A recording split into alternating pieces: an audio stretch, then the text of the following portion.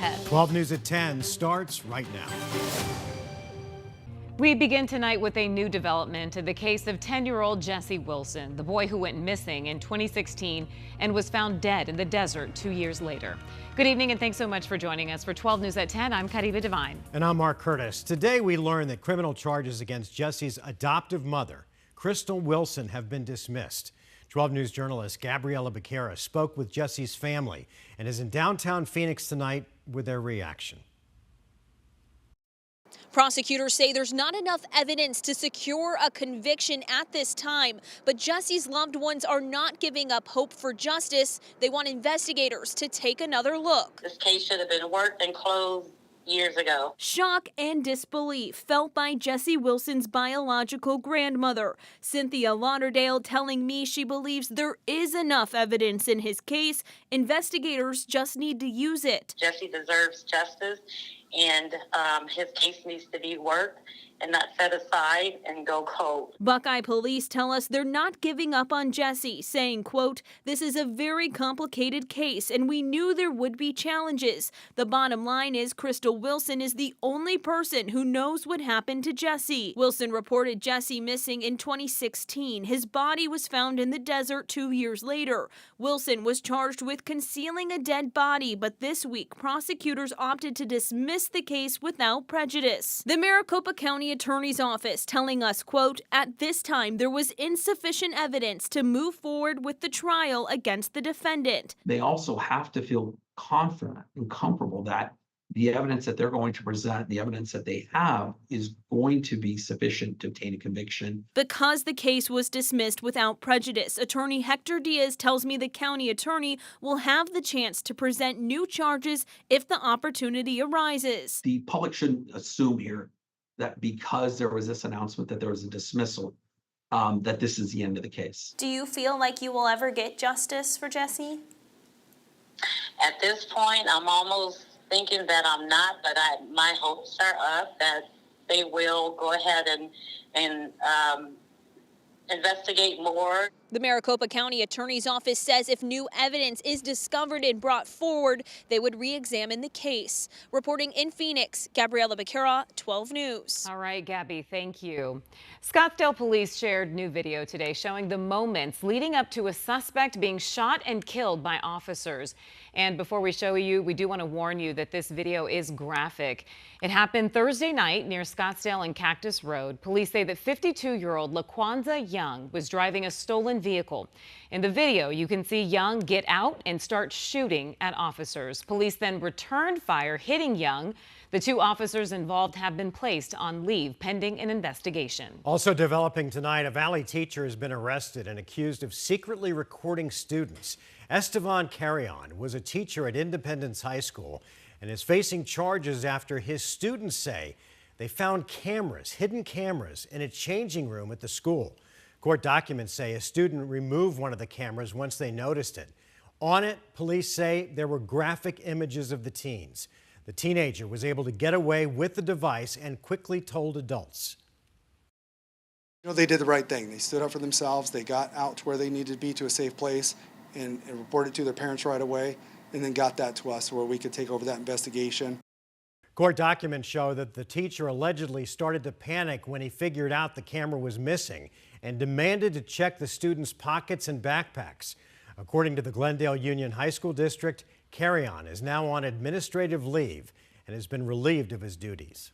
Tonight, dozens of people impacted by the multi-billion-dollar sober living fraud scandal came out to Indian Schools Park to share their stories. Now, the scam targeted Native Americans with promises of drug and alcohol rehab that they never got.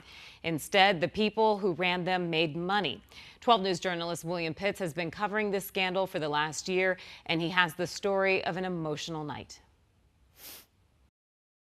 Every single person here tonight was impacted by the sober living crisis in some way, and all of them wanted basically the same thing: someone to help. We want families to come up. Everyone had a unique story. Instead of getting help, I turned out to be worse than what I was when I came out here. But the stories are all the same. Temptation is all around us, and drugs and alcohol were easier here to get than home. It was a thing that people on the reservation were talking about.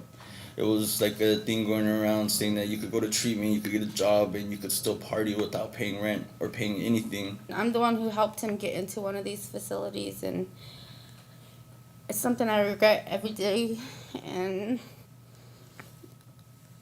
I never thought he would die in the facility. Native Americans picked up on the reservation, brought to so-called sober living homes and rehab facilities in the valley. People from as far away as Alaska, New Mexico, South Dakota.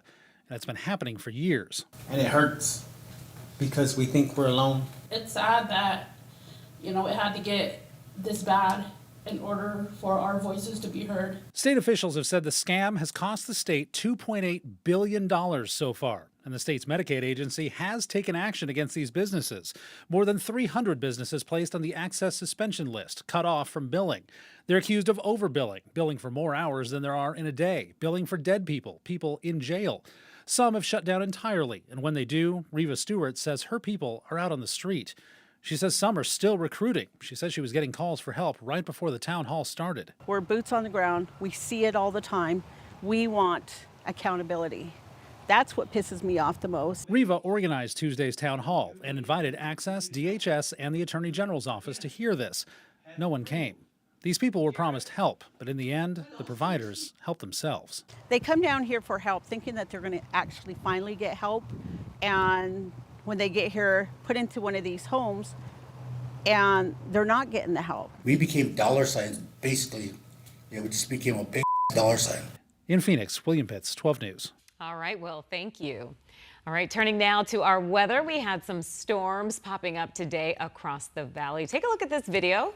This was sent to us by Olivia Beck, posted to our 12 News Weather Watchers Facebook page. You can see some hail there hitting the ground mixed in with some raindrops. Meteorologist Lindsay Riley is here with a first look at your forecast. And Linz, when's our next chance for storms? Easter Sunday is when our next round of rain and mountain snow will move in. It will linger into early next week. Here's what's left on radar right now. Just a few rain and snow showers across far eastern Arizona. This will continue pushing eastward. Tomorrow is going to be a bright and sunny day. The next several days will be completely dry right on through Saturday. Here's those rain chances on the rise for Sunday, and up in the high country, it's going to be a rain-snow mix dependent on elevation. But even up in the high country, the rain showers will start late Saturday night into Sunday. This will be a good soaking rain. Most of the Phoenix metro at this point looking like it'll be right around 1/2 inch expected.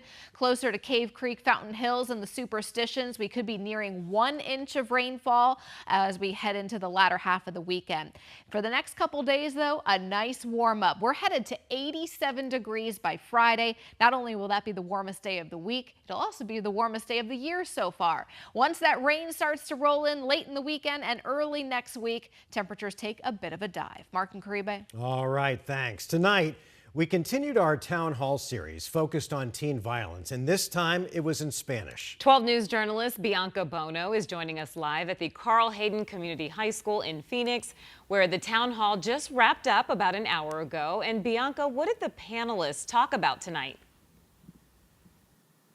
Yeah, guys, we heard from police leaders, community groups, parents, and people who have been personally impacted by violence, and it was a conversation centered around solutions.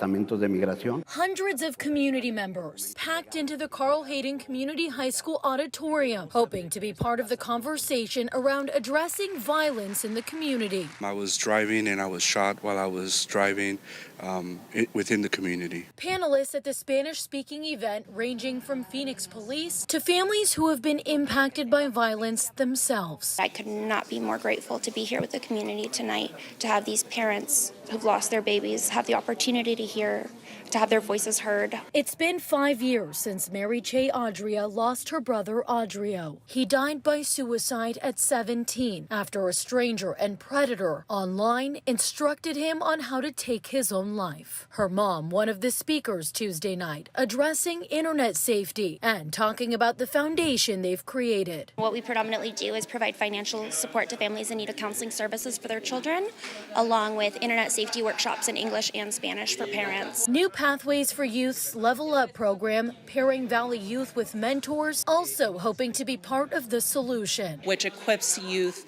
with these skills and abilities to be able to confront challenges in life and feel like they can take charge of their future. Dr. Julio Rubio, Carl Hayden's principal, happy these conversations are happening on his campus, hoping they reach his student body. I think sometimes we have issues with youth that are disconnected, and so I think being able to have this dialogue in how can we address this issue so that our students feel engaged and connected, to school community, to our community, so that we can avoid some of these violence issues that are happening in our community.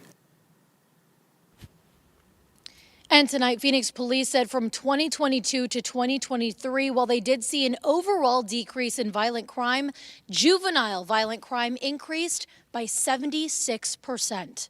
We're live in Phoenix tonight. Bianca Bono, 12 News. All right, Bianca, thank you.